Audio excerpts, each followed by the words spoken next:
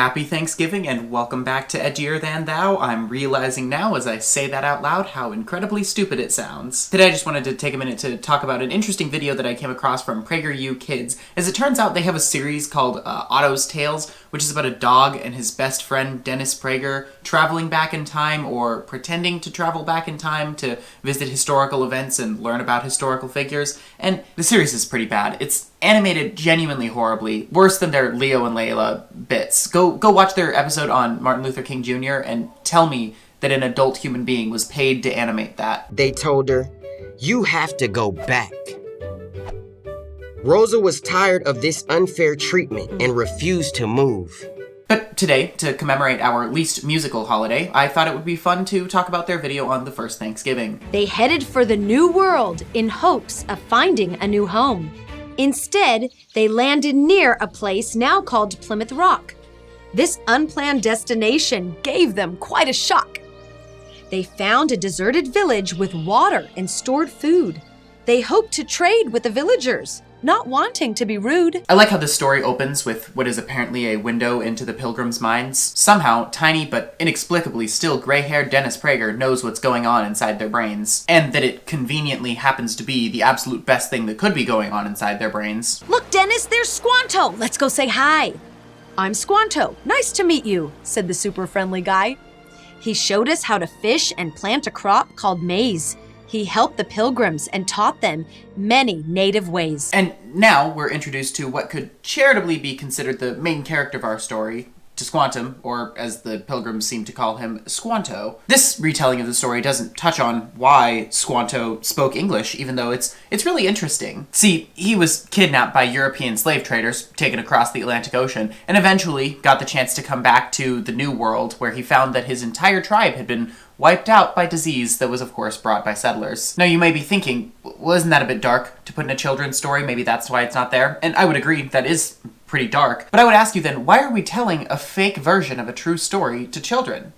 What could possibly be a good reason for that? That's Massasoit. He's the chief of the natives' clan. Dennis continued, the colony is under William Bradford's supervision. He believed Squanto was heaven sent and evidence of God's provision. With Squanto, the pilgrims and natives established good relations.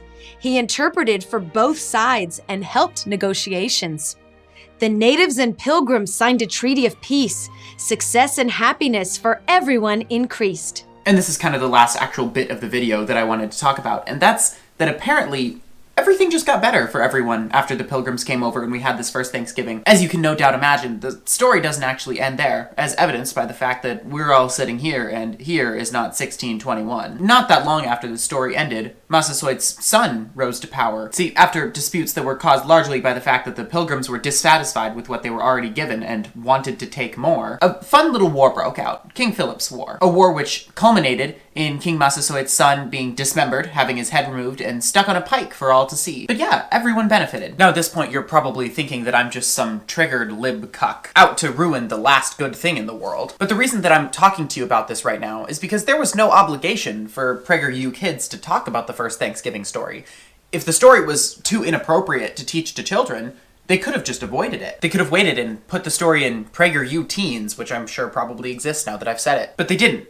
They chose to tell the story to children. And that's an interesting decision. Why would they tell the story to a bunch of people who are incapable of comprehending its implications? And I know the reason for that is obvious, right? It's propaganda. PragerU teaches kids a sanitized and inaccurate version of history because then when you get older, it's a whole lot harder to replace that entire narrative. It's not too difficult to fill in a couple of errors or gaps in your high school history class. It's fairly easy for someone to say, actually, the Boston Massacre was a little bit different from what they told you it was. But if you turn that narrative into a national identity, if you fundamentally rewrite history to be an entirely different story, that's a little bit harder to challenge. It's a lot harder to grow up and have someone tell you that not only were some of the facts off, but actually the entire story was almost completely falsified, or narrativized to such a degree that it may as well have been falsified. PragerU Kids is a propaganda outlet that kind of gets away with what it's doing because it's just cutesy fun, right? She's reading the story in a happy-go-lucky, excited way, the same way that you might read The Very Hungry Caterpillar. But in reality, the narrative that it produces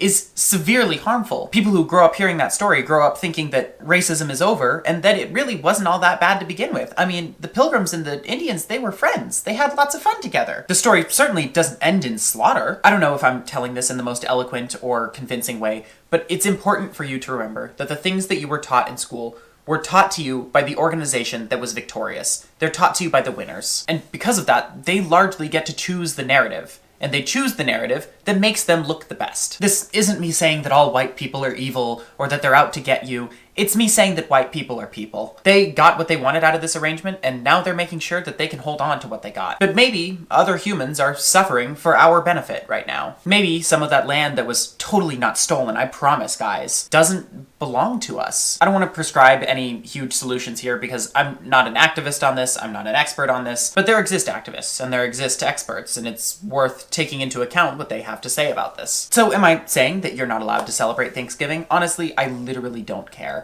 I don't know.